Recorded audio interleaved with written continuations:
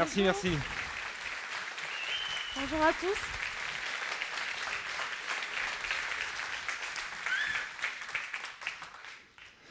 Merci. Alors, j'allais vous dire bonsoir déjà, c'est bonjour. Alors, c'est peut-être pas un horaire habituel. C'est un dimanche, 11 heures du matin, mais on a estimé qu'il fallait, comme on n'est pas trop conventionnel, et Marilyn, on fait les choses un peu différemment des autres. Le meeting, notre dernier meeting avant le premier tour, on le fait aux alentours de midi. Et après, on pourra se voir ensemble pour partager le mot de l'amitié. Voilà, je tenais à vous remercier tous d'être venus aussi nombreux. On attendait du monde, mais là, vraiment, on est comblés avec Marilyn et tous nos colistiers. Je remercie les élus de la communauté des communes, certains sont dans la salle, ainsi que les élus du département d'être venus pour partager ce moment avec nous. Voilà, je vais laisser la place à Marilyn qui va commencer à faire la présentation et vous donner un peu la trame de notre programme en cette matinée, en cette fin de matinée. Merci.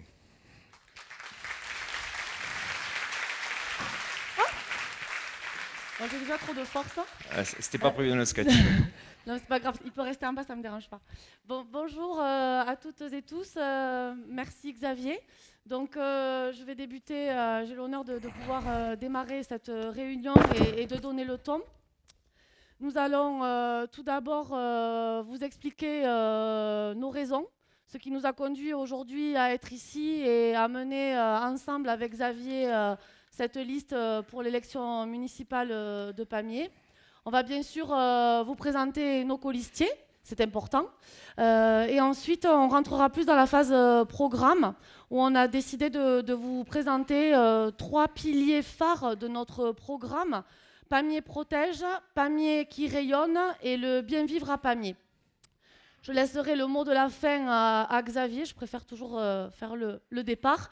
Et ensuite, dans un temps plus convivial, bien sûr, on sera là pour répondre à vos questions ou aux interrogations que vous aurez eues par rapport à ce qu'on vous aura présenté pendant ce moment.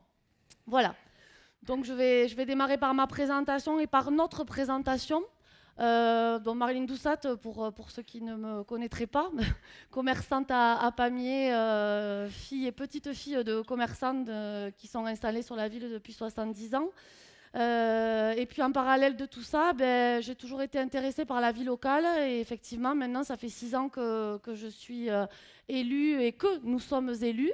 Xavier, Françoise de Pancaldi, Jean-Christophe Side, Audrey Abadi. On fait partie du conseil municipal et on fait aussi partie du conseil communautaire. Voilà.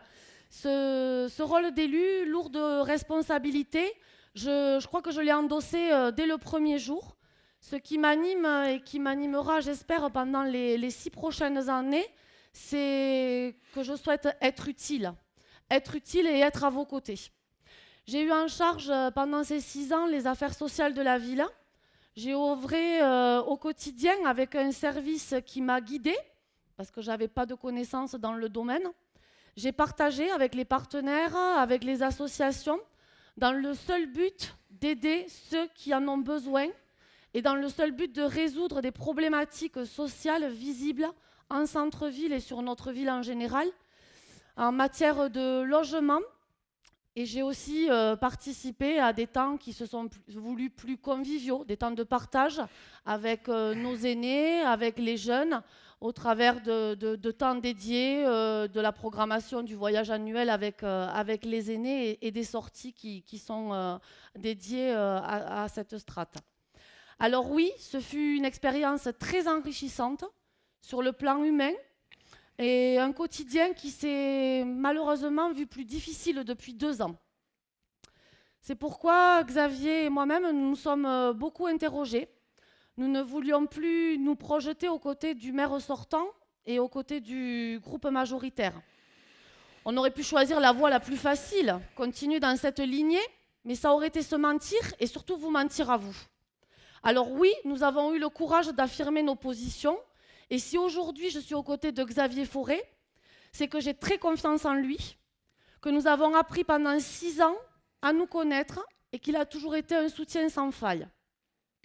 C'est aussi parce que nous partageons les mêmes valeurs, que nous avons la même vision pour Pamiers, que nous sommes inquiets pour le devenir de notre ville. Je sais que Xavier est l'homme de la situation, qu'il a les ressources, le dynamisme pour réveiller notre ville, mais aussi pour la faire progresser. Alors oui, nous avons fait le choix de constituer ensemble cette liste, de proposer une alternance après un quart de siècle de règne d'une seule et même vision qui a abouti à de belles réalisations, c'est sûr, pour notre ville, mais qui a aujourd'hui atteint ses limites. Oui, nous respectons le maire sortant, le personnage qu'il incarne, mais il doit assumer sa volonté de se représenter. Nous ne lui avons rien demandé. Ce n'est pas le pouvoir qui nous intéresse, nous ne sommes animés que par le devenir de Pamiers. Cette ville où nous sommes nés, où nous habitons, où nous travaillons, où nous avons créé des emplois, ouvert des commerces, Xavier, moi-même, des membres de notre liste, vous ici dans la salle qui êtes les acteurs économiques de notre territoire, c'est nous qui créons les emplois. Le maire n'est qu'un facilitateur dans la démarche. Alors oui, nous serons des élus qui seront facilitateurs, qui accompagneront ceux qui sont à la source des projets. Et surtout, ce que nous voulons pour les 6 ans à venir, c'est être des élus de proximité. On n'a pas l'intention d'être assis dans un siège inaccessible, inapprochable. Notre quotidien, c'est d'être à vos côtés tous les jours. On entend, on échange, on discute avec vous, on prend ce qui nous revient, qui est souvent moins bon, des fois mieux, et on essaye d'avancer par rapport à ça. Et c'est vraiment cette transversalité que nous voulons, en proximité avec la population de Pamiers, avec ceux qui y travaillent, avec ceux qui viennent faire leurs études, avec ceux qui sont les acteurs économiques, sociaux. C'est avec vous tous que nous avons envie d'un Pamiers demain différent. Je laisse Xavier poursuivre cette présentation. Merci Marilyn.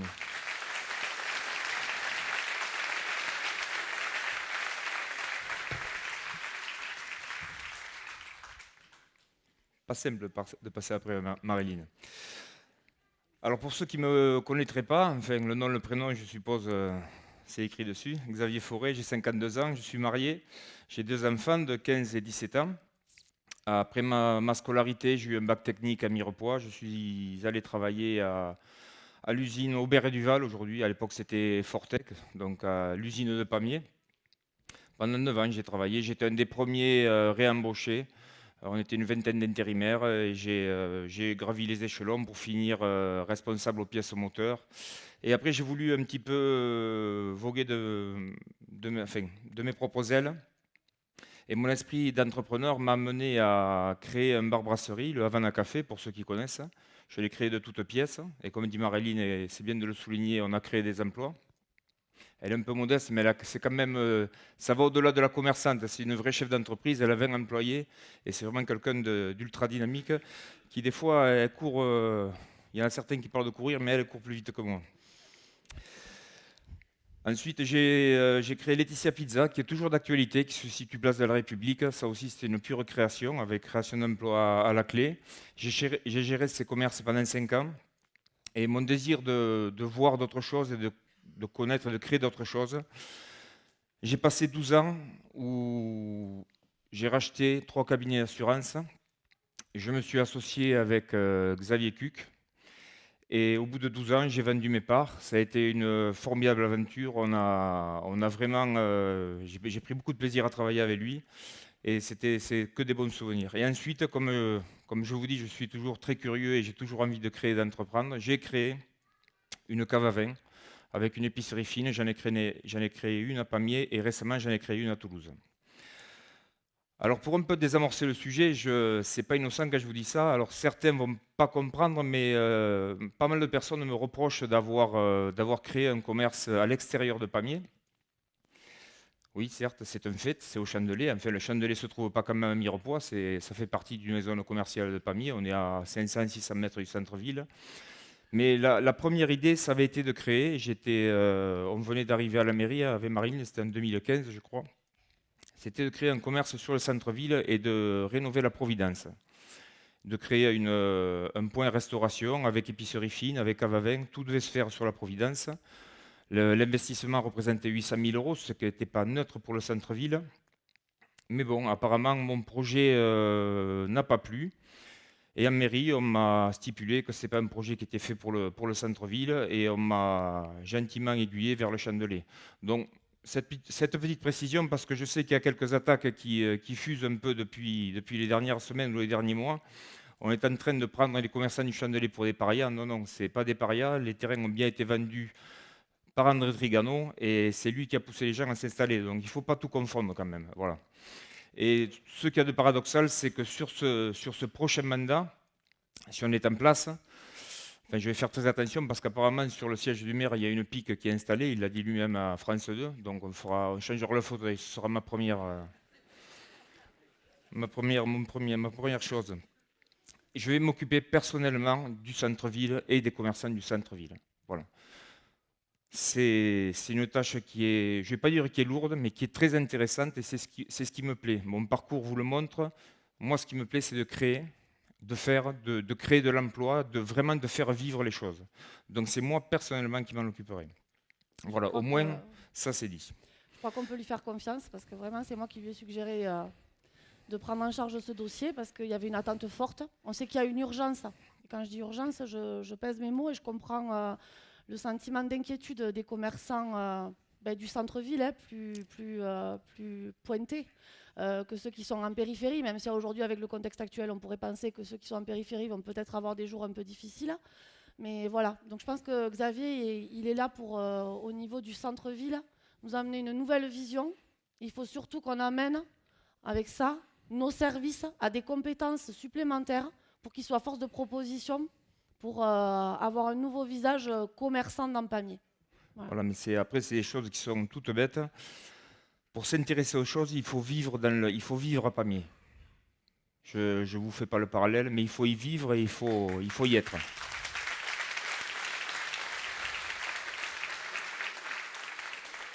Alors, comme l'a expliqué Marilyn, les 6 ans ont été une expérience très enrichissante, mais ce sentiment de quelque chose d'inabouti, moi j'irais même jusqu'aux 3 dernières années où ça a été un petit peu compliqué. On s'est quand même aperçu très rapidement, au bout de 6 mois, un an, à partir de 2015, que les grandes décisions, on n'y participerait pas. On pourrait faire notre job, Marilyn dans le social. Il y a aussi Françoise qui était de l'équipe majoritaire. Françoise s'occupait d'enfance jeunesse, avec beaucoup de réussite, et moi je m'occupais du sport. Donc j'ai pris beaucoup de plaisir avec tous les clubs sportifs. Alors on gère des choses plus ou moins graves pendant 6 ans, mais bon, ça s'est fait vraiment avec beaucoup d'envie c'est une expérience très enrichissante, pardon. Donc voilà, c'est les grandes décisions, ça n'a pas été pour nous. Mian, on nous l'a mis comme ça, posé. Bon, après, c'est 3,5 millions d'euros, ça va, ça vient, hein. Donc voilà, on l'a un petit peu. Ouais, c'est des chiffres qui peuvent donner le vertige, mais apparemment pas à tout le monde. Donc voilà, c'est ce qui nous a poussé avec Marilyn. On s'est serré les coudes. On s'est serré les coudes à plusieurs. On était 4 ou 5 dans la liste où on a vraiment. On a failli même arrêter. On a failli pas créer de liste. On s'est posé la question la dernière année. On était là et là. Et puis Dans les derniers mois, on s'est dit que voilà, c'était l'avenir de notre ville, de nos enfants, votre avenir à vous. Et que si à un moment donné, on avait été acteur, ça serait un peu dommage de partir et de claquer la porte. Et entre guillemets, de rester assis dans le canapé. Moi, je suis pas de celles qui restent assises très longtemps. Donc je me suis dit que voilà quoi, s'il y avait à un moment donné une chance à donner à Pamiers, c'était maintenant. Alors c'est sûr, après tout ce temps, c'est difficile hein, de passer à autre chose. On peut comprendre que l'aspect sécurité, et voilà, la bonhomie et l'affect que peut donner le maire sortant, voilà, ça soit pour vous une alternative difficile. Mais j'ai confiance en les Apaméens, au retour qu'ils nous ont fait. Et vraiment, je pense que dès le 15 mars, il faudra que tout le monde nous apporte la confiance dont on a besoin.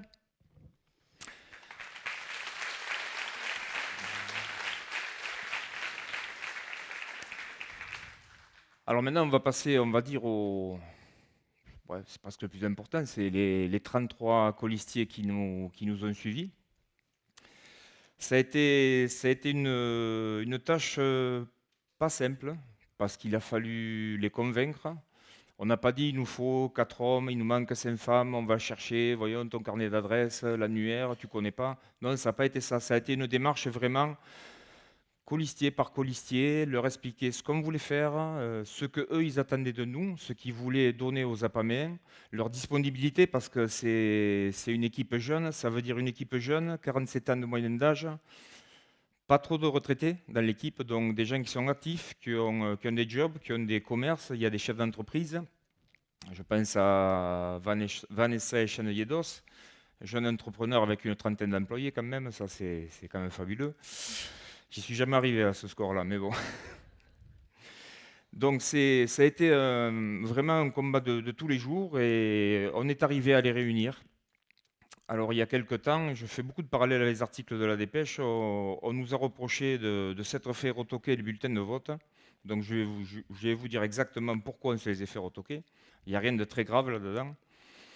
On a inscrit 33 personnes en préfecture, plus de suppléants. Ce n'était pas obligatoire, mais par sécurité, on l'a fait. Et quand on a fait bulletin de vote, nous, on n'a mis que les 33 personnes qui étaient au conseil municipal. Et les 2 suppléants n'ont pas été inscrits. Et c'est écrit dans aucun texte. La préfecture a mis une demi-journée à nous répondre parce qu'elle ne savait pas. On avait posé un véritable problème. Mais M. Mémin, en tant qu'écologiste, m'a fait quand même bien comprendre que si on laissait ces bulletins à 33, il pouvait y avoir un recours en cas d'élection et donc on pouvait invalider l'élection. Alors, en bon écologiste que je suis, on a mis les 21 000 à la poubelle et on en a fait refaire 21 000. On n'avait pas s'arrêter là. Voilà. Ça, c'était pour la petite histoire. Donc ensuite... On aura des blocs. Hein? On pourra faire des blocs de recyclage. Oui, il faudra des cailloux brouillons. Voilà, j'aime bien qu'on m'attaque ou qu'à Marilyn, voilà, qu'on nous asticote un peu, mais quand il y a des réponses à donner, je préfère les donner pour être clair quand même. Il y a encore d'autres choses.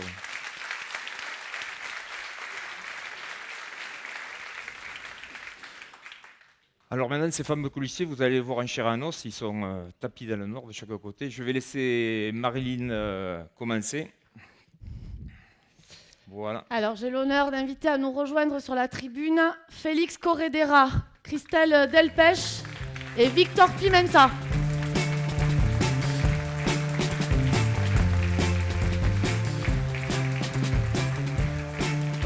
Ensuite, Vanessa Buisset, Frédéric Laban.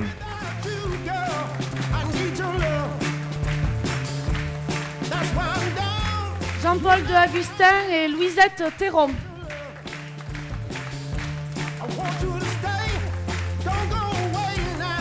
Violette Garcia, Richard Nègre.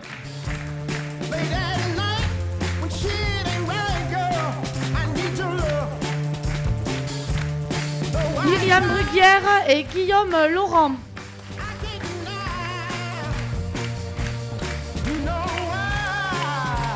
Cécile Vergne, Loïc Simon. Le très beau Loïc Simon. Qu'est-ce qu'il est beau. Yuma Kone et Raphaël Garnier.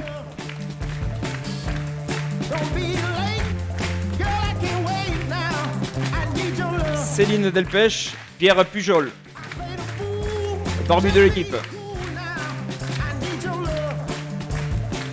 Mélanie Hertereau et Abdel Oulias.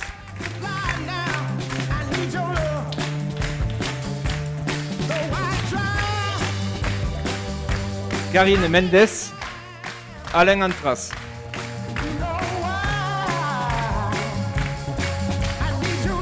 Vanessa Echen Liedos et Didier Varem.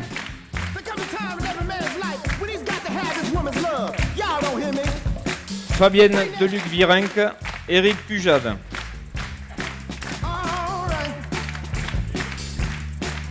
Audrey Abadi, conseillère sortante, et Alain Dalponte. Cécile Pouchelon, Gilles Bichère.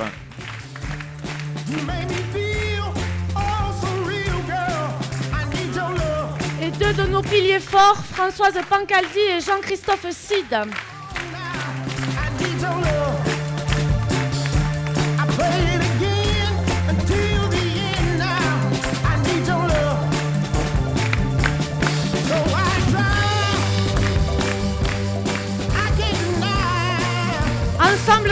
vous, ensemble pour Pamiers. Vivre Pamiers!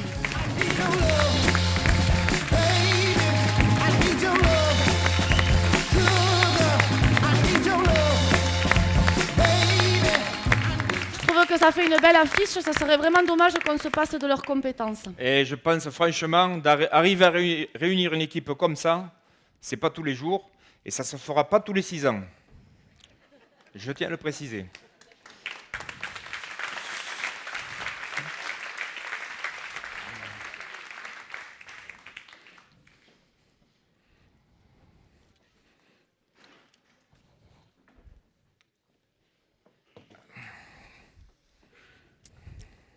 Alors maintenant, on va passer quand même à la phase de programmatique et à ce qui nous a conduit à vous inviter aujourd'hui pour vous expliquer et vous détailler ce programme que vous avez reçu, dont vous avez vu des brides dans la presse.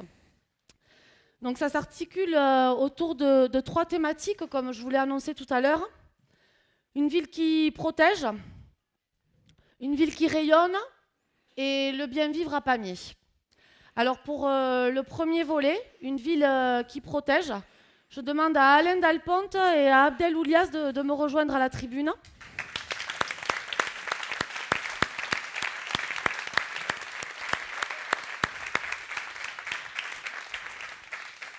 On a décidé de vous présenter ces volets de notre programme, non pas comme ça par hasard, en prenant une personne ou une autre. Non, c'est parce que dans le choix de nos colistiers, comme vous l'a expliqué tout à l'heure Xavier, on a cherché des compétences et on leur a déjà parlé de l'après. Alors c'est difficile de dire aux gens, de tout leur expliquer et de leur dire ouais, c'est toi tu vas faire ça, sachant qu'on n'a pas le pouvoir de ça. C'est vous, tous, le 15 mars, qui aurez le pouvoir de donner à Alain Dalponte et à Abdel le moyen de s'occuper de leur délégation. Mais j'ai confiance en vous et je pense que c'est ce qui va se passer. Donc, nous avons voulu mettre un accent particulier sur une ville Pamiers protégée. Nous savons bien qu'il faut rompre avec ce sentiment d'insécurité et lutter contre la délinquance et les incivilités. C'est un axe fort, pas seulement le nôtre, mais celui de beaucoup de listes. On a tous des yeux, des oreilles. On voit bien ce qui se passe, on voit bien ce qui est moins bien géré. Donc on a voulu vraiment mettre un accent particulier pour vous protéger, pour protéger nos enfants, mais aussi nos aînés. Nous voulons redonner Pamiers aux APAMEM, aux habitants de la communauté de communes et à ceux qui viennent le traverser pour le rendre plus attractif. Ce que nous souhaitons, en premier lieu, c'est gonfler les effectifs de la police municipale. Nous sommes donné un objectif très clair, 16. Alors, ce n'est pas une vision de l'esprit, 16, tout d'un coup, comme ça. On s'est appuyé sur des statistiques, on a travaillé le dossier. Statistique, c'est 1 pour 1000, un policier municipal pour 1000 habitants. Donc oui, notre objectif, c'est d'atteindre les 16. Ça ne sera pas demain, ça va passer par un long processus de formation, le plus cohérent possible. Donc on va faire du recrutement au fur et à mesure. On va permettre à ceux qui sont recrutés tout de suite de se former pour étoffer l'équipe, qui a déjà un petit peu commencé à être étoffée depuis 1 ou 2 mois. Je ne sais pas pourquoi par hasard, tout d'un coup, les effectifs viennent à être gonflés. Alors que c'est pour nous aider. Comme ça, on aura un peu moins embauché. C'était peut-être pour nous mettre un pied à l'étrier. Mais je le regrette parce que je pense à Gérard Mandrou, mon collègue fidèle pendant ces 6 ans, qui malheureusement n'a pas été très armé au niveau des effectifs. Alors si je parle d'armée, ça fait justement une transition avec le sujet de l'armement. Un sujet qui peut faire polémique, qui peut faire peur. Alors c'est un sujet qui nous a valu beaucoup de discussions entre les colistiers, beaucoup d'échanges. On est revenu sur des choses, on a bâti ensemble ce projet-là et on s'est dit qu'il fallait trancher. Trancher pas pour faire peur, mais plutôt pour rassurer. À aujourd'hui, si on veut 16 policiers municipaux, c'est pas pour les mettre tous de 8h le matin à 18h le soir. c'est pour pouvoir élargir les plages horaires de leurs interventions. Qui dit élargissement de la plage horaire, ça veut dire que nos policiers municipaux, ils vont être sur le terrain jusqu'à peut-être 23 heures ou minuit. J'en sais rien, on n'a pas encore cadré les horaires types, c'est des commissions qui vont travailler là-dessus. Mais donc si on les met sur le terrain à des horaires inhabituels d'aujourd'hui, on veut qu'ils se sentent en position de force. Et quand je dis de force, ce n'est pas pour sortir leur arme, mais c'est juste pour que ceux qui auraient l'intention de mettre le désordre dans la ville à ce moment-là, ils savent que les policiers municipaux seront là et qu'ils ont des outils à leur ceinture, que j'espère qu'ils n'utiliseront pas, mais qui leur permettent de dire, ben voilà, la police municipale, elle est représentée. Et vous, chacun de vous, quand vous allez sortir du cinéma, du restaurant, ben vous arrêterez de dire que vous n'êtes pas en sécurité à Pamiers, quoi. Si vraiment on arrive à ça, je pense qu'on aura réussi un très très gros challenge. Voilà, le but, c'est quand même de les mettre au même niveau que la police nationale ou que de la gendarmerie, parce qu'ils vont traiter les mêmes missions. Les missions d'une journée ne sont pas les mêmes que sur une fin de soirée ou dans la nuit. Voilà, et 7 jours sur 7, ce qui est très important. Voilà. Et si on veut faire ça, je rajouterai juste une chose, c'est pour pas enlever le commissariat. Hein. C'est pas notre intention. C'est pas, on peut nous dire ah mais vous allez armer la police municipale, alors demain on va nous fermer le commissariat. Non. Mais le commissariat, malheureusement, ils n'ont pas de fortes équipes.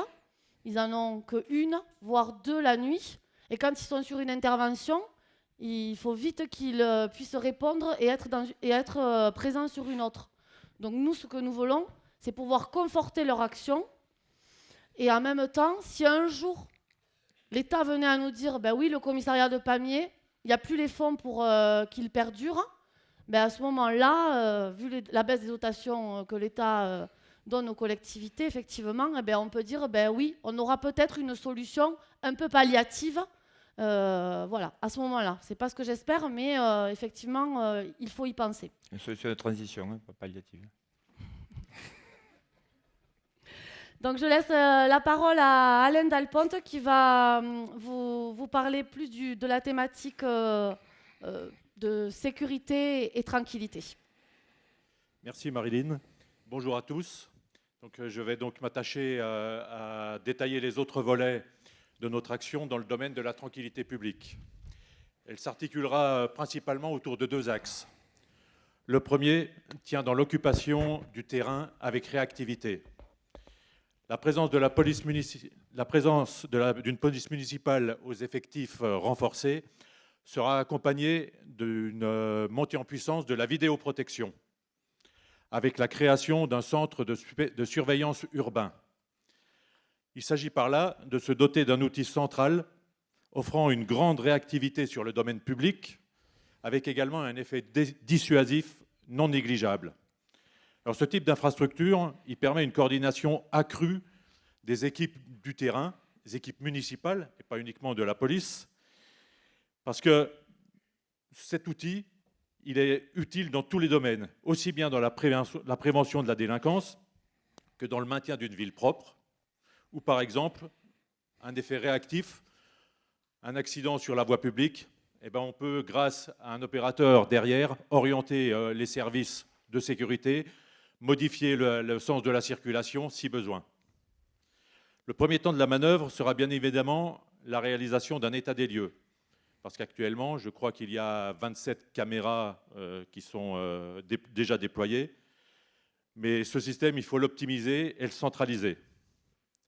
Alors je rassure tout le monde, il s'agit bien de vidéoprotection. Pas de voyeurisme, pas de surveillance. Car au même titre que l'armement de la police municipale, le déploiement de la vidéoprotection, il répond à des règles, tout est réglementé et sujet à autorisation. On ne fait pas ce qu'on veut, on ne met pas des caméras où on veut, c'est pas ça. Et c'est vraiment pour l'aide, la protection du domaine public.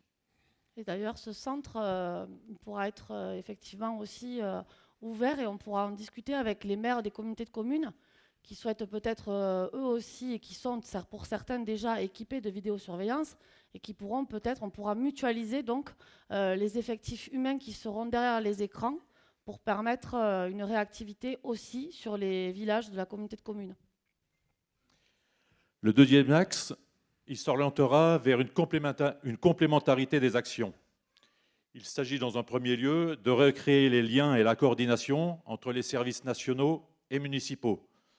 En effet, les services de la police municipale, avec des missions de police administrative directement liées à la prévention, à la surveillance du bon ordre, de la tranquillité, de la sécurité et de la salubrité publique, mais également avec des missions de police judiciaire, car il faut savoir que les policiers municipaux sont agents de police judiciaire adjoints et se doivent de seconder les officiers de police judiciaire. Et pour mémoire, le maire et ses adjoints sont officiers de police judiciaire sur la commune. Donc les missions sont donc bien complémentaires et non concurrentes des services de la police nationale. Parallèlement à cette recréation de liens, nous réimpulserons une action de proximité en impliquant et réarticulant, si besoin, des services existants, tels que les agents de surveillance des voies publiques ou la prévention-médiation, mais également en développant de nouvelles structures participatives que peuvent être des conseils de quartier, des partenariats avec les divers acteurs de l'éducation, du monde sportif, culturel, artistique, des associations diverses. C'est réellement cette structure de proximité qu'on veut chercher à étendre, avoir une vision sur toute la ville et que tout le monde se sente bien, afin de permettre assistance et secours à tous les concitoyens. Car pour nous, la tranquillité publique, c'est bien l'affaire de tous. Merci Alain.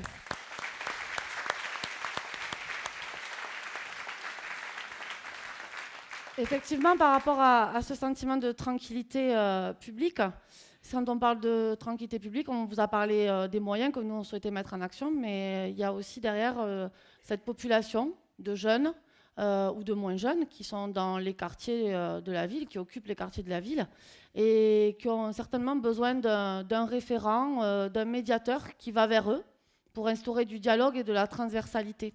Et je crois que ce domaine, Abdel Oulias le connaît bien. Donc je vais lui laisser la parole. Il connaît très bien la jeunesse sapamène. Aussi. Merci Marilyn, merci Xavier. Oui, effectivement, ouais. Je pense qu'il y a une étape importante dans la tranquillité publique qui n'est autre que la médiation sociale. C'est une démarche de progrès et de qualité. Pourquoi ? Parce que, bon, comme tu l'as dit tout à l'heure, Marilyn, à un moment donné, on observe des situations un peu délicates sur la ville.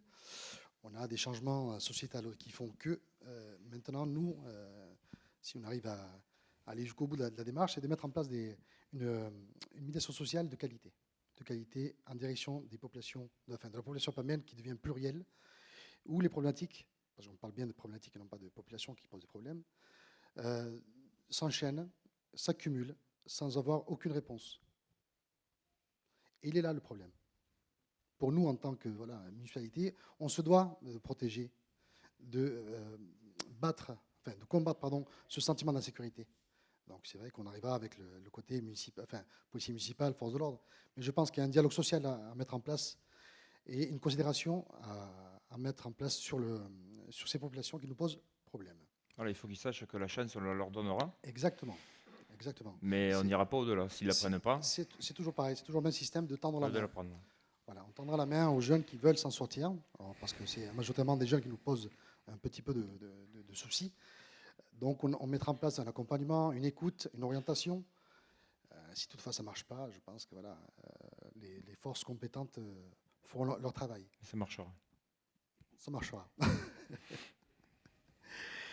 La mise en place, c'est très simple. On parle de 16 policiers municipaux. Je pense qu'en termes de médiation sociale ou d'éducateurs de rue, il n'en faut pas tant. Je pense qu'avec 4 éducateurs ou 4 médiateurs, on a largement de quoi faire sur le territoire. Le territoire, sur le domaine public et privé. Donc je pense qu'on en parle de quartiers. On a une métamorphose aussi des quartiers avec l'ANRU. Bon, ça, on en parlera plus tard. Le quartier Gloriette, Foulon, le centre-ville, le centre ancien. Donc voilà, c'est tout ça qu'il faut un peu prendre en considération pour pouvoir apporter une réponse adaptée, une réponse équitable, avec un résultat, je l'espère, certain. Le but de la médiation sociale, c'est toujours de gérer les conflits, remettre l'humain au centre du débat. C'est ce qui ne s'est pas passé depuis quelques années. Voilà. On nous dit, il y a des gens qui posent problème, ça ne pose pas. Enfin, voilà. Nous, en tout cas, dans la médiation sociale, on mettra en place des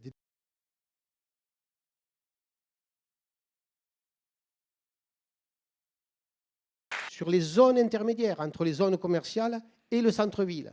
Son rôle sera leader pour coordonner et dynamiser toutes les actions issues du fameux schéma. Une de ces actions, par exemple, sera de créer la gestion numérique de la ville, tout en gardant l'existant, sans pour autant, bien sûr, déshumaniser les services de la ville. Tout à fait. Pour ce qui est des lieux de vie, nous signalerons de façon claire les parkings. Nous mettrons en place un plan de propreté. Nous le mettrons en place avec l'implication des habitants.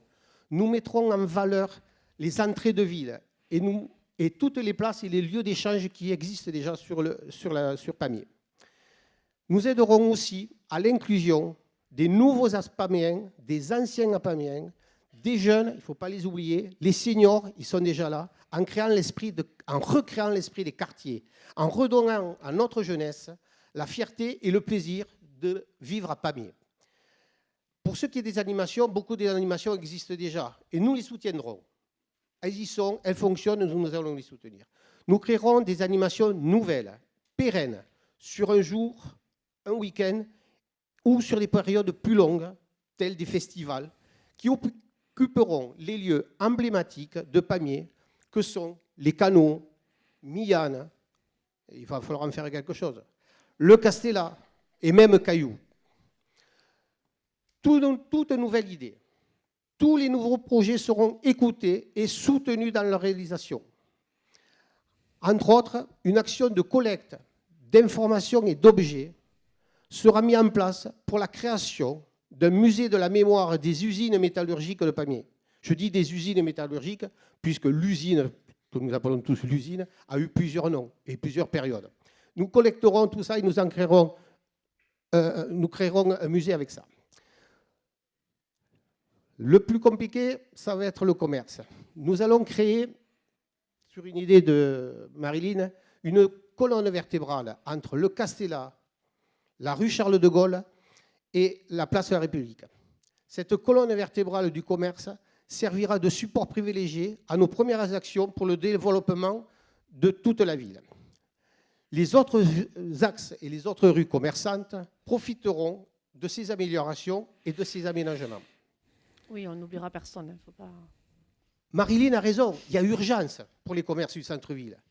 Et quand il y a urgence, il faut que les pompiers arrivent. Et nous serons les pompiers. Nous soutiendrons par des actions et des interventions les commerces en difficulté. On les accueillera, on les écoutera et on leur trouvera des solutions.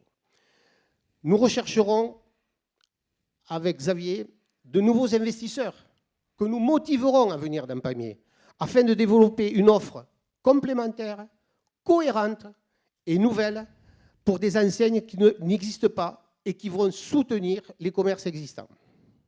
Enfin, dans mon propos, parce qu'on a 6 ans pour travailler, il y en aura d'autres choses à faire. Nous mettrons en place un réseau de communication, de publicité pour Pamiers et les alentours, afin de promouvoir les actions locales en termes de commerce et d'animation. Il faut, à tout prix, que Pamiers redevienne la ville qui rayonne et dans laquelle on a plaisir à venir et qui sait venir y vivre. Merci beaucoup. Notre volonté politique fait de la culture aussi un axe majeur de notre programme. Nous souhaitons que la culture, l'art, le patrimoine redynamisent notre ville et notre cœur de ville. Nous avons déjà de très belles ressources, des associations très dynamiques, une MJC, un conservatoire. Ils participent à nous proposer des programmations extrêmement variées. L'éducation artistique et culturelle, avec l'implication des écoles, des primaires, des collèges, lycées, est un atout majeur de notre ville, notamment avec les classes à horaires aménagés, musique ou théâtre. Nous souhaitons travailler avec tous ces acteurs, ces jeunes talents, ces artistes, pour faire participer les Apaméens à la vie culturelle et inscrire Pamiers comme une véritable ville de création. Nous devons valoriser certains lieux. Bien évidemment, nous pensons au Carmel, qui doit s'inscrire dans un projet global. Nous devons avoir de l'ambition, également avec Gabriel Fauré, qui a son festival, qui rayonne au-delà de nos frontières apaméennes. Nous devons être en capacité d'accueillir un public varié, de pouvoir faire vivre enfin dans Pamiers toutes ces belles manifestations qui existent déjà. En tant qu'Apaméens, nous avons besoin d'un cinéma, nous avons besoin d'une salle de spectacle d'envergure. Mais tout ceci doit être réfléchi et ne doit pas sortir de terre en 24 heures. Il faut penser à notre ville, tous ensemble. Nous avons le souhait que Pamiers accueille des résidences d'artistes et aussi de privilégier les jumelages. Car je suis convaincue, et nous sommes convaincus, que c'est au quotidien, avec nous, les Apaméens, un public local, que tous ces artistes peuvent s'inscrire et créer du lien dans la durée. Nous pouvons également créer un véritable partage. Vous l'aurez compris, la culture, l'art, le patrimoine sont des vecteurs essentiels pour nous et surtout pour fabriquer ensemble des valeurs communes. Merci Cécile. Merci Cécile. Maintenant, on va passer. Je crois que tu avais oublié de parler de l'escalator, non? C'est pas bien ça, parce que c'est important l'escalator. Il branche. Bonjour, non, il n'y a pas d'escalator en sport, vous inquiétez pas. Notre programme sera basé sur le thème sport, santé et bien-être. La ville de Pamiers s'emploiera pour les 6 ans à venir à développer une politique de sport, santé, bien-être à destination de tous les habitants et sur l'ensemble de son territoire. Le but étant de promouvoir les activités physiques et sportives comme facteur de bien-être, de meilleure santé, de mieux vivre et d'autonomie. Nous allons faire connaître au public le panorama des actions déjà proposées à Pamiers en améliorant la communication des offres municipales déjà mises en place. Nous allons aussi permettre à tous les publics de pratiquer au quotidien en rendant libre et accessible la pratique de l'activité physique. Vous n'êtes pas sans savoir que Xavier est l'élu sortant en charge des sports et de fait, avec le peu de moyens qu'on lui a attribués sur ces 6 dernières années, on va quand même pouvoir faire un bilan du mandat déjà passé. Aujourd'hui, le Pamiers sportif, c'est 58 clubs, plus de 5 000 licenciés et le double en termes de pratiquants. Les projets qui ont été menés à bien pendant son mandat sont en particulier la réalisation de la piste de BMX, la réalisation du boulodrome de Miane, la rénovation du parc nautique Neptunia, la réfection du boulodrome de la Boule lyonnaise, la réfection des cours de tennis et j'en passe. On ne parlera pas des investissements sur Balussou et sur les différents terrains de sport. La barre est haute. Hein. Pardon? La barre est haute. Hein. La barre est haute. Si Ouais. Mais pour les sportifs, il n'y a pas de... C'est juste un challenge. J'adore les challenges. Nos projets seront, comme évoqué dans ce préambule, adressés à l'ensemble des pratiquants, pas que des licenciés, des pratiquants. Nous allons développer l'activité urbaine en implantant dans chaque secteur de la ville du mobilier sportif urbain, tel que des city parks. Je m'attarde un peu sur le fait d'expliquer ce que c'est un city park. Et ce sont exactement des infrastructures, des espaces de pratique sportive gratuites, extérieures et accessibles à tous, surtout à nos jeunes. Ça leur permettra de sortir des PlayStation, des mobiles et des tablettes. Nous voulons développer les projets, en priorité l'aboutissement de la piste d'athlétisme connectée. On ne va pas y revenir dessus. Compléter l'installation de la piste de BMX avec un éclairage qui pourra permettre une meilleure utilisation du site. Déplacer le practice de golf à la salle Fernand. Réaliser l'extension du dojo ou créer une maison des arts martiaux. Mettre en place une structure d'accueil permettant le tourisme sportif en partenariat avec une structure hôtelière locale. Et enfin, avec une enveloppe budgétaire pour accompagner et soutenir les initiatives des associations afin de pouvoir capter des événements qui feront rayonner notre ville et notre dynamisme. Pour clôturer ce thème, nous nous sommes déjà penchés sur la création d'une nouvelle salle multisport avec l'aide de la région. Merci Eric.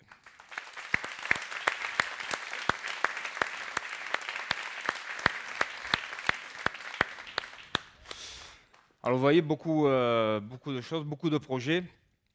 Alors certains vous pourraient me dire, pourquoi vous ne l'avez pas fait avant? Je ne sais pas.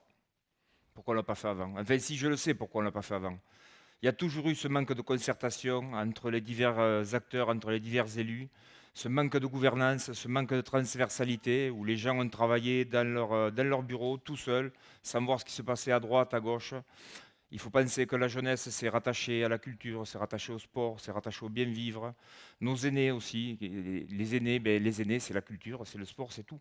Donc c'est vraiment, quand on a choisi ce logo, ce mot ensemble, c'était pas pour rien. C'est qu'on voulait vous faire partager à tous notre façon de voir les choses, mais les vrais acteurs, ça va être vous. Et il va falloir qu'on travaille avec la transversalité, et toutes ces choses-là pourront se mettre en place.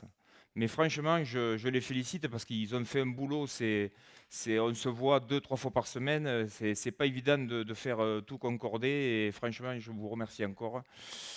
Et là, je pense qu'on va accueillir Jean-Christophe Cid. Pour le troisième volet, une ville où il fait bon vivre. Et Françoise Pancaldi.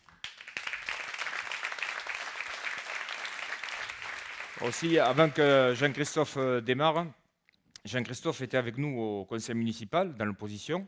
Il était sur la liste d'Alain Fauré avec Audrey Abadi.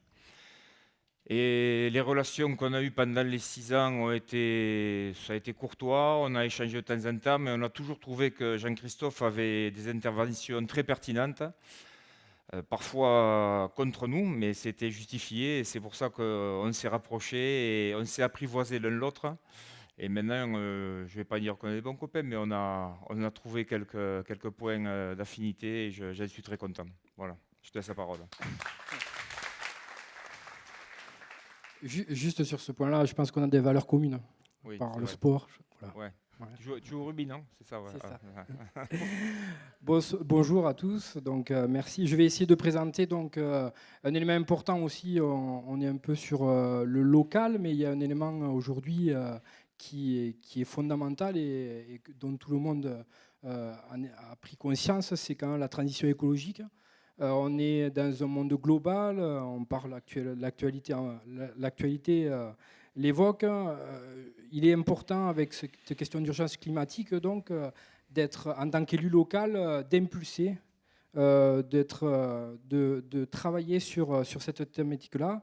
Et donc dans notre démarche, on a voulu vraiment inscrire cette logique d'écologie, de transition écologique, de développement durable dans l'ensemble des actions qu'on souhaite mener.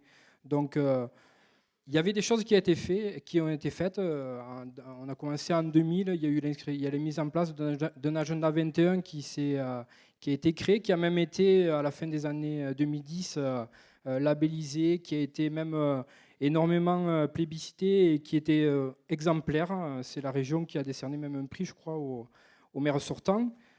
Mais malgré ce travail, aujourd'hui, où en est-il ce travail?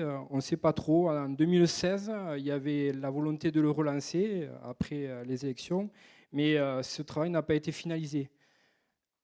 Aujourd'hui, on y est. La transition écologique, l'urgence climatique, c'est ce qu'on entend tous les jours à la télé. Et on ne peut pas dire que ça se passe ailleurs, ça doit se passer ici. Et dans notre volonté de proximité, on s'est dit, nous, on est acteurs. En tant qu'élu, il faut qu'on soit acteur de ça. Et donc, on veut mettre en place des actions vraiment concrètes et apporter notre tâche à cette grande thématique. Voilà. Donc, pour s'inscrire concrètement dans cette logique, on a ciblé quelques actions importantes. La première, donc, ça sera la question de la végétalisation, de la ville. Et pour ça, il y a des endroits qui sont quand même à prioriser. Quand on est en entrée d'école, par exemple, faire des aménagements plus verts qui permettent justement, en termes d'adaptation au changement climatique, de faire des îlots de chaleur, enfin éviter qu'il y ait des concentrations de chaleur, donc protéger, tout à l'heure on parlait de villes qui protègent, protéger les personnes qui sont fragiles, donc les enfants, et donc dans les aménagements urbains, on essaiera d'augmenter cette végétalisation. Un autre élément aussi, c'est, on n'a pas trop parlé tout à l'heure sur une ville qui protège, mais un peu, on a parlé des incivilités par rapport aux déchets, les accumulations qu'on peut voir, alors certes moins depuis une quinzaine de jours, mais il est vrai qu'on a un rôle à jouer en tant que collectivité sur justement la gestion des déchets. Même si aujourd'hui c'est le syndicat départemental, on a un rôle pédagogique, on a une responsabilité en étant à proximité de justement d'abord informer à la diminution des déchets et ensuite sanctionner. Parce qu'on ne peut pas accepter des comportements qu'on peut le voir ponctuellement sur la ville qui dégradent cette qualité de vie. Un autre élément aussi, c'est l'eau. On va aussi essayer en termes sur cette notion-là, économiser au maximum l'eau. Voilà, il y a aujourd'hui des aménagements urbains avec, je prends des exemples, voilà, des parterres de fleurs, avec des fleurs qui vont durer 2 mois. Enfin, voilà, il faut avoir une action pérenne, quoi, sur ne serait-ce les plantes qu'on va installer, mais aussi essayer d'utiliser une eau qui n'est pas l'eau potable, qui est donc une matière rare, qui peut être rare aujourd'hui. Un autre élément aussi, c'est important, c'est l'éclairage public. C'est dans l'air du temps, mais pas forcément à Pamiers. Il y a quand même, c'est un budget c'est assez notable, et c'est pour ça que je le dis. C'est dans notre budget annuel, c'est 900 000 € qui sont dépensés pour l'éclairage public. Je pense qu'aujourd'hui, il y a une réflexion avancée pour économiser, toujours dans l'esprit d'avoir une ville tranquille et apaisée. Mais bon, voilà, il y a des horaires qui doivent aménager, qui doivent nous permettre de faire des économies sur ce côté-là. Je reviens, j'ai oublié quelques petites choses sur les déchets. Voilà, il y avait mettre en place des containers un peu plus nombreux dans le centre-ville, parce que quand on habite au 3e étage, descendre sa poubelle toutes les semaines pour le sortir pour le passage des éboueurs, c'est pas une solution envisageable. Donc il faut quelque chose qui soit plus en proximité. Surtout peut-être des conteneurs qui arrivent à être en capacité de recevoir la totalité des ordures. Là aussi, il y a un travail à faire et puis une répartition sur les quartiers. Et ça, il faut ouvrir le dialogue grandement avec le SMECTOM, quitte à relayer des équipes municipales plus nombreuses derrière pour effectivement un peu faire office de pansement dans les premiers temps en tout cas. Un dernier point aussi que je voulais aborder, c'est la question aussi des transports, la problématique des transports. Et c'est toujours quelque chose de transversal. On parle de sport, on parle d'intergénération. Notre objectif, c'est quand même dans le centre-ville de privilégier le piéton. Alors je ne dis pas interdire la voiture, mais en fait, il faut que les piétons, les vélos soient quand même en sécurité et priorisés dans les modes de déplacement. Et donc notre objectif, c'est de développer ces déplacements doux. Donc en développant et surtout en harmonisant l'organisation des déplacements par les biais des pistes, la mise en place de pistes cyclables, ou en tout cas un schéma cohérent de pistes cyclables, et par aussi donc l'accompagnement des piétons qui doivent être en sécurité dans le centre-ville. Pensez aussi à la question, mais ça, je dirais c'est réglementaire, mais il y a un travail aussi avec les personnes à mobilité réduite qui doivent être entendues dans les schémas qui sont mis en place. Enfin, sur la question du transport aussi, donc, concrètement, on est au XXIe siècle, il faut vraiment un programme de transport collectif cohérent. On est une agglomération. Quand on habite à Saint-Just-Falaga, on peut aller faire les courses dans le centre de Pamiers, mais il faut pouvoir se déplacer. Et là, je pense qu'il y a un travail à faire en collaboration avec nos collègues de la communauté commune. Je reviens, donc je vais conclure, je vais laisser la parole sur l'aménagement plutôt urbain. Voilà, Pamiers, on veut faire de Pamiers une ville modèle en matière de développement durable en plaçant les APAMEens au cœur de ce dispositif. Alors donc, ensemble, nous trouverons des solutions locales aux problèmes globaux. Voilà. Très bien, merci. Merci Jean-Christophe. Alors le bien vivre et le bon vivre, ça passe par ces thématiques qui sont plus globales, que nous a expliqué Jean-Christophe, mais ça passe aussi par l'aménagement urbain. Et Françoise Pancaldi, qui est en charge du dossier sur les 6 dernières années, va nous expliquer un petit peu ce qu'il y a derrière ce mot barbare de l'ANRU. Et je crois qu'elle va pouvoir nous éclairer sur le sujet parce qu'elle le connaît bien. Françoise ? Oui, je vais commencer par vous faire un petit peu d'histoire. En 2014, Pamiers est détecté comme une ville pauvre. C'est un calcul sur le revenu des habitants et sur les dégradations des quartiers centre et Gloriette-Foulon qui amène l'État à considérer indispensable et urgente une intervention à la fois rééquilibrante et pérenne. Donc, tout le monde se met au travail. C'est le premier travail de la ville et de la communauté de communes des Portes d'Ariège-Pyrénées. Et on arrive à la signature du contrat de ville le 10 septembre 2015, un an et demi après.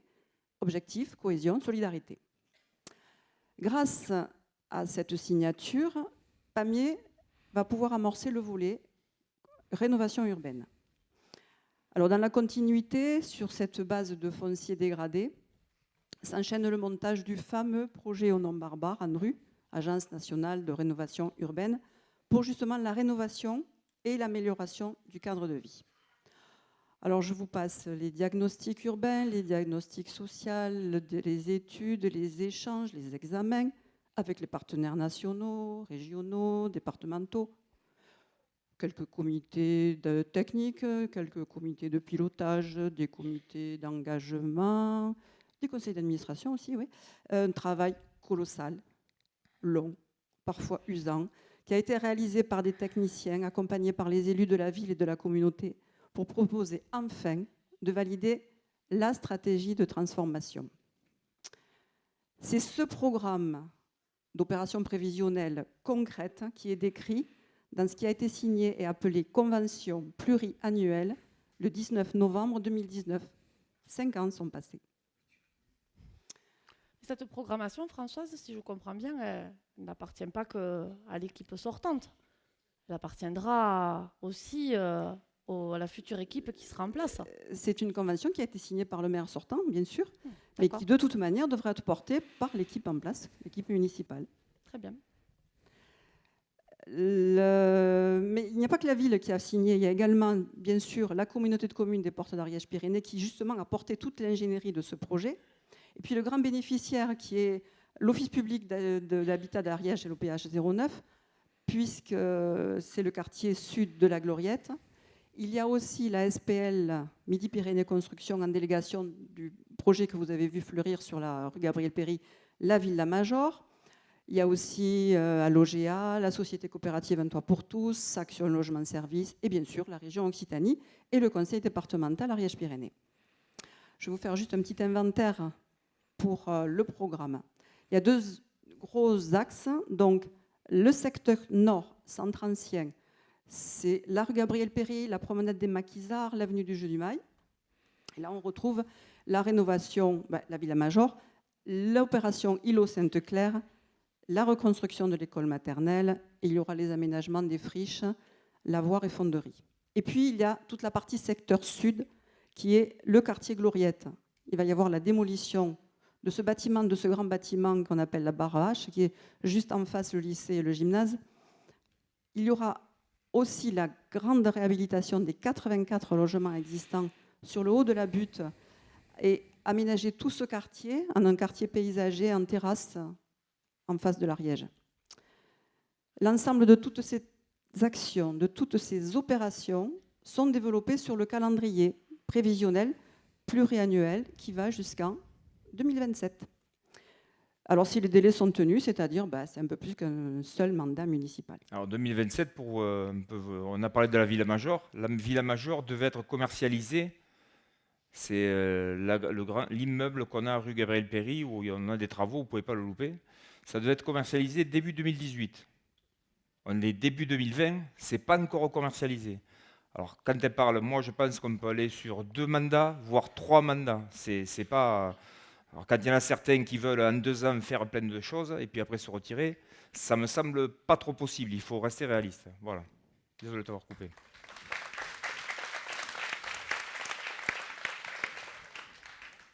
Après l'inventaire, je vais vous donner quelques chiffres, pas beaucoup, mais un peu significatifs, puisque le montant total maximum du concours financier prévisionnel, c'est 10,7 millions d'euros de subventions.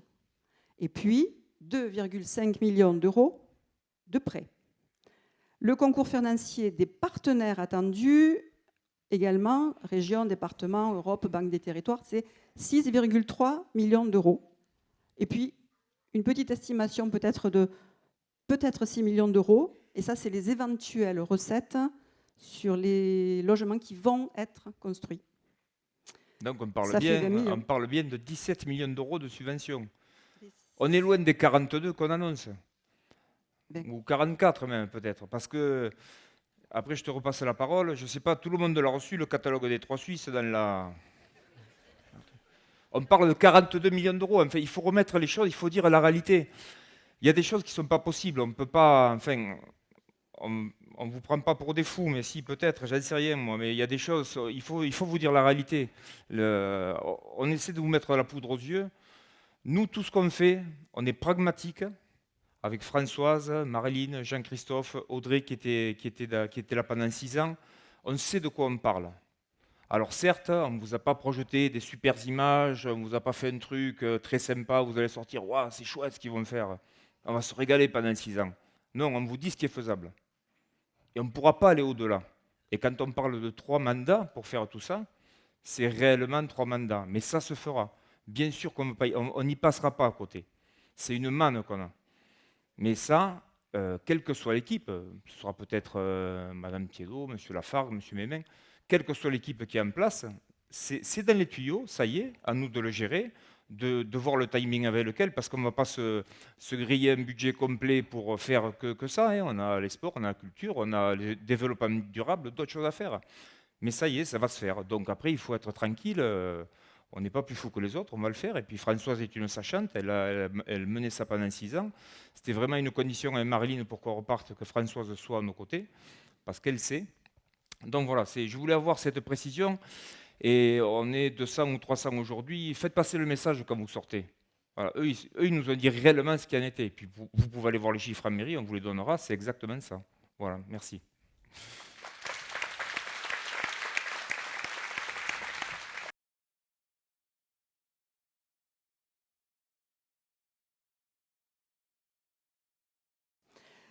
Mais malgré tout, l'ANRU, ça reste quand même un bon projet puisque ça concerne ses parties nord et sud, mais ça ne concerne que ses parties nord et sud. Par exemple, Mian n'en a pas profité de cette manne. Bon, ce travail forcé de 5 ans a permis un aboutissement. Xavier vient de le dire, mais il faut penser au reste de Pamiers puisque aujourd'hui, toute la partie de l'îlot Sainte-Claire est vide, toute la partie du bâtiment H a été vidée. Donc il y a vraiment une essence à remettre au niveau de la ville. Si la finalité de ce programme est une transformation et un désenclavement de ces 2 quartiers, une question se pose.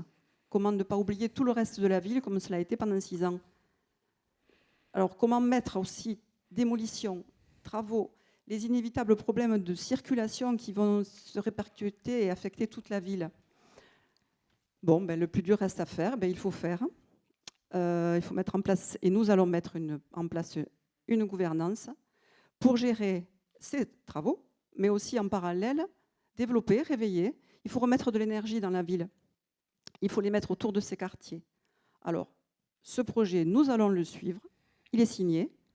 L'objectif, c'est réussite, c'est cohérence, mais pour toute la ville. Alors moi, je dirais qu'il faut vivre avec la rénovation en réveillant Pamiers. Très bien, merci. Merci Françoise.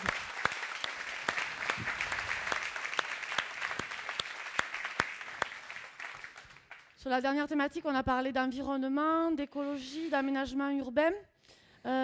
Tout ça, ça constitue à notre sens le bien vivre. Mais le bien vivre, ça passe aussi par les habitants de la ville de Pamiers. Nous avons parlé d'habitat.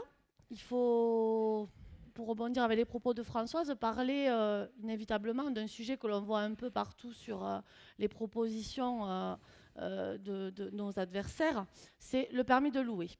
Le permis de louer, il a été voté au dernier conseil.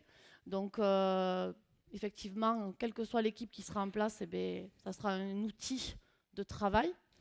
C'est une proposition que j'ai faite depuis longtemps à nos autorités locales, parce que pendant 6 ans, ça a été mon quotidien, de visiter des logements insalubres dans le centre-ville de Pamiers, d'aider des personnes qui occupent ces logements et qui sont souvent dans des étaux, en fait, parce qu'elles n'osent pas dire les choses, de peur de se retrouver à la rue. Et jusqu'ici, la détection ne pouvait se faire qu'à la demande de l'occupant. À aujourd'hui, avec ce permis de louer, on va avoir un outil de transversalité pour que la mairie puisse être chapeauter en fait ces permis de louer et avoir une attention particulière par rapport aux bailleurs. Il y a certains bailleurs qui ont besoin qu'on leur mette un peu la pression, d'autres qui ont besoin d'être éclairés. Tout ça parce qu'à aujourd'hui, il n'est plus supportable que uniquement dans le centre ancien, parce qu'il est plus dégradé que nos périphéries, on attire que des populations qui ne peuvent pas se loger ailleurs. Ça, c'est des situations qui ne sont plus tenables. Donc, sur le permis de louer, oui, c'est un outil qu'on utilisera et que l'on mettra à profit pour que le centre-ville de Pamiers soit mieux habité. Quand je dis centre-ville de Pamiers, on pense bien sûr, on l'a dit, on l'a évoqué, à la jeunesse, à nos aînés. Nous, c'est ensemble qu'on veut que cette synergie prenne pour changer l'image de Pamiers. On n'oubliera personne. On n'a pas pu tout citer aujourd'hui dans la phase programmatique, et vous le comprendrez, parce que sinon on va vous tenir jusqu'à 18h. Ça va être un peu long. Donc voilà. Donc pour les sujets qu'on n'aurait pas abordés, pour ceux qu'on n'aurait pas cités, n'ayez crainte. Ils seront abordés. On concertera encore la population lorsque nous serons en place. Il y aura des élus qui seront là pour tenir des permanences et être à votre écoute.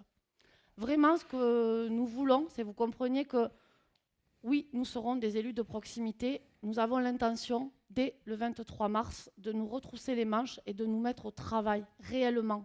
Voilà. Ce n'est pas tout d'un coup une vision de l'esprit qui nous est venue. Non.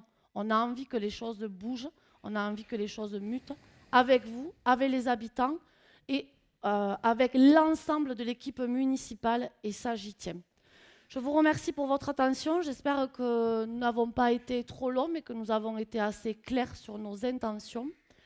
Je laisse le mot de la fin à Xavier, parce que je crois que c'est à lui de conclure cette belle réunion. Et je vous dis à tout à l'heure pour un moment plus convivial. Merci.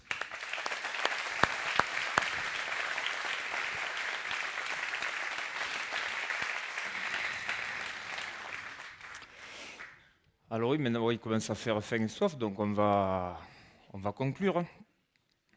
Mais je suis sûr qu'il y en a qui se demandent quand même, il n'a pas parlé du cinéma. Ah non, je n'ai pas parlé du cinéma. Si on l'a évoqué un peu, mais on n'en a pas parlé. Alors un peu comme Landru, en quelques mots, je vais vous dire où on en est du cinéma. Aujourd'hui, on a un terrain, ça a été voté en conseil municipal, on a un terrain qui est au Chandelet, qui est à côté de chez moi, mais je n'ai pas fait le forcing pour que ce soit à côté de chez moi. C'est M. André Trigano qui avait donné ce terrain. Donc on a vendu ce terrain à M. Orcel, qui a présenté un projet. Ce projet a été retoqué à la commission départementale. Je ne vous dirai pas la CDAC ce que ça représente. C'est plusieurs élus de plusieurs communes et d'horizons divers qui votent, qui sont 6 ou 8 je crois. Donc c'est passé au national, il a fait un recours, ça a été retoqué au national, et donc il a fait un recours au tribunal administratif. Donc aujourd'hui, le terrain du Chandelet pour le cinéma, c'est toujours M. Orcel qui tient la barre. On n'a pas de réponse, on en est là aujourd'hui. Et quand je vois qu'un conseil municipal où on a dit que j'assistais pas, bien sûr, sur la dépêche, enfin, je tiens à faire remarquer quand même qu'André Trigano n'assiste pas aux bureaux municipaux. Donc voilà, au moins, chacun notre truc. On a voté que le... Comment ? C'est plus important les bureaux municipaux parce que c'est là qu'on échange. C'est là qu'on échange et qu'on décide. En conseil municipal, on ne fait que valider. Ça, il faut bien le comprendre. On n'échange pas en conseil municipal. On valide des choses qui ont été déjà faites dans des commissions, déjà décidées ou dans les bureaux municipaux. Et donc ce terrain, en conseil municipal, c'est arrivé... On le vend à Mercedes. Mercedes avec 18 emplois, 40 emplois à la sortie, enfin, ils m'en sortent de partout les emplois. Ça, c'est un truc, il doit avoir une poche à emploi, sortez les emplois. Mais non, c'est toujours M. Orcel qui a le terrain. C'est-à-dire que le prochain qui va arriver, si on garde cette histoire de Mercedes, la mairie va se faire assigner, c'est sûr et certain. Mais non, on s'en fout, on l'a voté quand même. Nous, on s'est abstenus quand même. Audrey, Jean-Christophe, Françoise, Marine et moi. Mais voilà où on en est aujourd'hui du cinéma. Bien sûr qu'on veut faire un cinéma. Bien sûr qu'on veut le faire en centre-ville. C'est la solution. C'est un outil, on ne va pas s'en passer. Mais alors, il faut savoir qu'à Jean Jaurès, c'est impossible. C'est impossible. On a déjà un parking qui est plein. C'est impossible. Voilà. Et je ne vous reparle même pas de l'escalator pour aller se garer au Castella. Un bout d'escalator de 2 mètres, ça vaut 110 000 euros. Je vous laisse faire la multiplication. Donc voilà, il faut qu'on reste réaliste. Bien sûr qu'on le fera. Alors je ne sais pas si c'est au fond de Miane, si c'est plus devant sur ces 6 000 mètres carrés dont on ne fait rien quand même. On a mis 6 000 mètres carrés, on n'en fait rien du tout. 3,5 millions d'euros, 2,6 millions de votre argent parce qu'on a eu 900 000 euros de subvention. Donc je ne sais pas, on le fera, c'est sûr. Alors ce ne sera pas en 3 salles, ce sera au-delà parce que si un cinéma on veut qu'il soit rentable, c'est 400-500 fauteuils.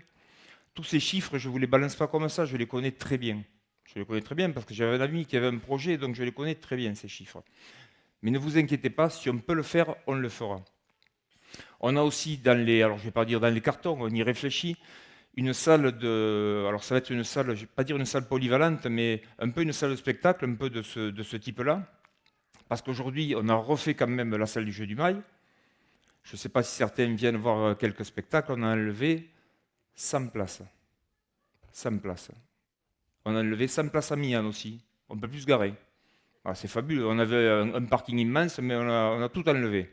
On a surtout fermé la salle de spectacle pendant de longs mois. De longs mois pour pas avoir un projet abouti. Tout à fait. Puis comme bientôt il y avait les élections, bon, par chance, on a la chance, on peut aujourd'hui tenir notre réunion ici, mais voilà. Il faut que les projets soient concrets et réalisables. C'est pas tout d'un coup une vision où on reprend un projet, on ouvre un dossier, on le referme. Non, il faut de la cohérence dans tous ces projets.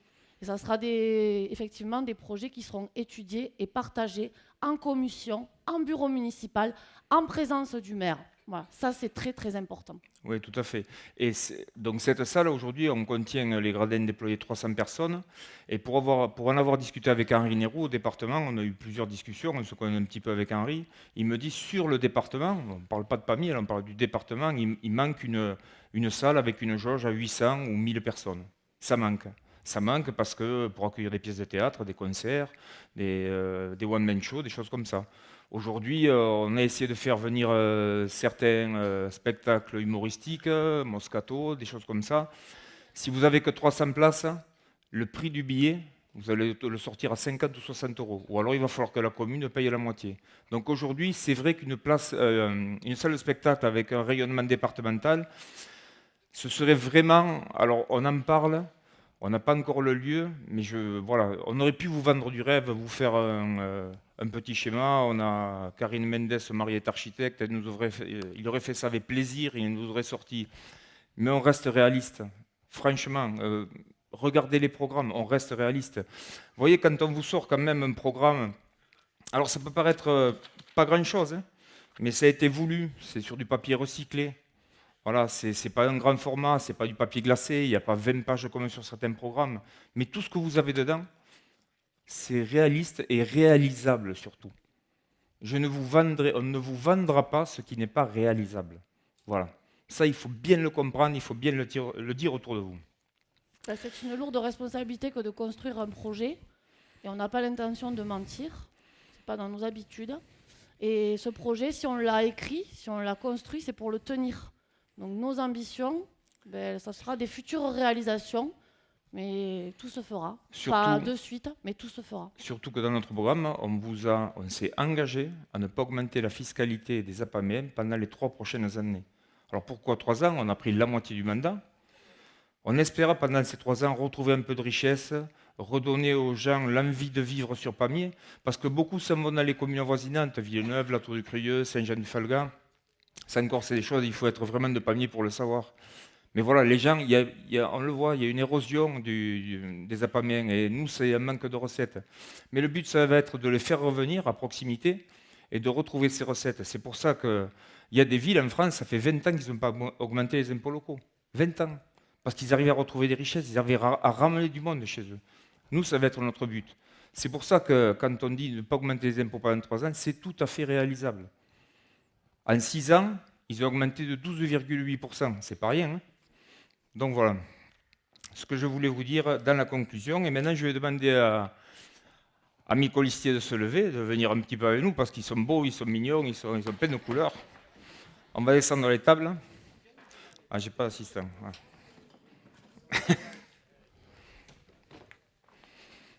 Tiens.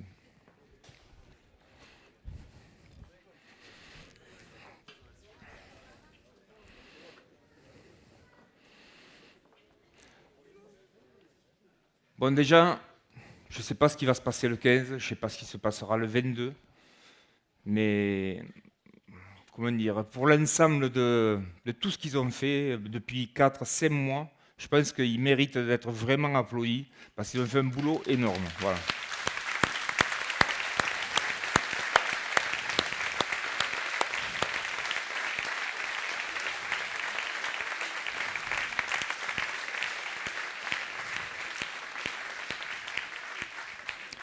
Alors, chers Apamènes, chers Apamèens, chers amis, parce que j'ai beaucoup d'amis dans la salle, je vous invite à me rejoindre, à nous rejoindre, nous tous, Marilyn, tous nos colistiers, les gens qui ont travaillé pour ce projet qui j'espère, va voir le jour dans les 6 ans à venir. Nous rejoindre dans cette volonté de restaurer cette ville de Pamiers, que l'on affectionne tant, afin de lui apporter tout le soin qu'elle mérite. Voter pour notre liste, voter pour eux, c'est s'offrir une tribune et plus encore un levier pour agir au quotidien. Car nous n'attendons pas des électeurs une quelconque délégation qui nous oublie pendant que nous ferions gentiment tourner la boutique. C'est ce qui se passe quand même, je pense, en ce moment. Non, nous sommes vos voisins, de simples citoyens apamèens, soucieux de porter enfin la voix de tout un chacun, de toutes celles et de tous ceux que nous croisons chaque jour, avec qui nous vivons, avec qui nous partageons cette ville, dans ses qualités, mais aussi dans ses défauts. Si vous voulez agir, et s'il vous tient à cœur d'être enfin citoyen, Ensemble Vivre Pamiers est votre liste, et nous serons avec vous. Alors le 15 mars, ne vous trompez pas, dites-le autour de vous, votez Ensemble Vivre Pamiers. Merci.